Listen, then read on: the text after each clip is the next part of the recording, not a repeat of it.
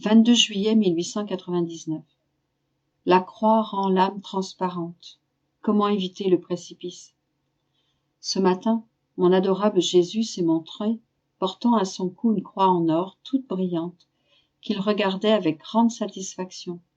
Soudain, le confesseur surgit et Jésus lui dit : « Les souffrances de ces derniers jours ont augmenté la splendeur de ma croix, à tel point que c'est pour moi un délice de la regarder. » Ensuite, se tournant vers moi, il me dit : « La croix donne à l'âme une telle splendeur qu'elle en devient toute transparente. De même qu'on peut donner toutes les couleurs à un objet transparent, la croix, par sa lumière, donne à l'âme des facettes aussi variées que splendides. D'autre part, sur un objet transparent, on peut facilement détecter les poussières, les moindres taches et même les ombres. Il en va ainsi avec la croix. Puisqu'elle rend l'âme transparente, elle lui permet de repérer ses plus petits défauts et ses moindres imperfections. À tel point qu'aucune main de maître ne peut faire mieux que la croix pour transformer l'âme en une demeure digne du Dieu du ciel. Qui pourrait dire tout ce que j'ai compris au sujet de la croix et à quel point l'âme qui la possède me paraît enviable. Ensuite, il m'a transporté hors de mon corps et je me suis trouvé au sommet d'un très haut escalier sous lequel il y avait un précipice. Les marches de cet escalier étaient mobiles et tellement étroites qu'on pouvait à peine y poser la pointe des pieds. Le plus terrifiant était le précipice lui-même et le fait que l'escalier ne possédait ni rang ni appui. Si quelqu'un tentait de s'agripper aux marches, celles-ci s'arrachaient. En voyant que la plupart des gens tombaient, j'étais glacé jusqu'aux os. Cependant, il fallait absolument escalader ces marches. Je me suis donc engagé dans l'escalier, mais après 2 ou 3 marches, voyant combien je risquais de tomber dans l'abîme, j'ai supplié Jésus de venir à mon secours.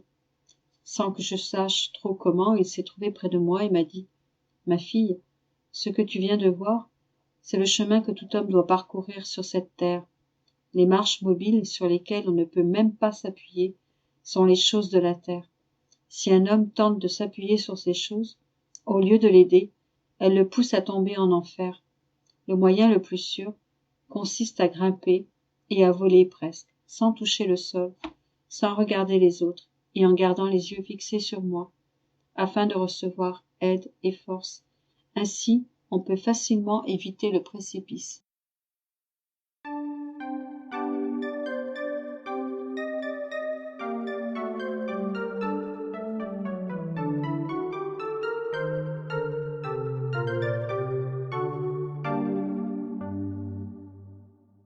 22 juillet 1904.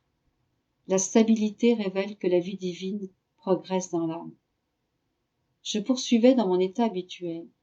Dès que Jésus béni vint, il me dit : « Ma fille, quand l'âme se propose de ne pas pécher ou de faire quelque bien, mais n'agit pas selon cette décision, c'est que ses résolutions n'ont pas été prises avec sa volonté entière et que la lumière divine n'a pas eu de vrai contact avec son âme. En fait, quand la volonté est sincère et que la lumière divine lui fait connaître le mal à éviter ou le bien à faire, l'âme n'a pas de peine à mettre en pratique ce qu'elle s'est proposé. D'un autre côté, si la lumière divine ne décèle pas de stabilité dans l'âme, elle ne lui envoie pas la lumière nécessaire pour l'aider à éviter telle chose ou à faire telle autre. Il pourrait bien y avoir des moments de malchance ou d'abandon chez la créature, et aussi des moments où elle voudrait changer de vie, mais, immédiatement, sa volonté humaine change. En somme, au lieu d'une véritable bonne volonté, il y a un mélange de passions, s'activant selon les vents.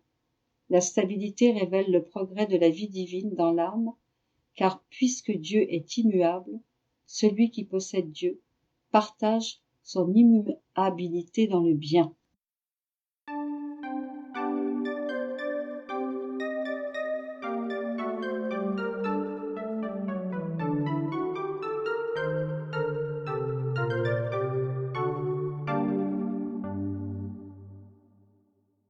« 22 juillet 1905. Dieu ne regarde pas l'œuvre, mais l'intensité de l'amour dans l'œuvre. J'étais irrité de ne pas pouvoir faire certaines mortifications.